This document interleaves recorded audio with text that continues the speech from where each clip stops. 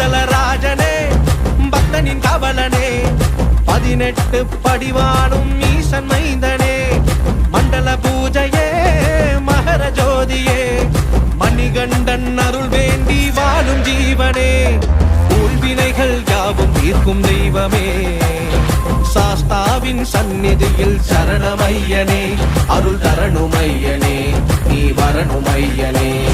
நெய் மணக்குது முடி கணக்குது படி மலையில நடை திறக்குது நெய் மணக்குது முடி கணக்குது படி 18 வழி கிடைக்குது நெய் மணக்குது மெய் சிலுக்குது ஐயன் அருளில் வழி பிறக்குது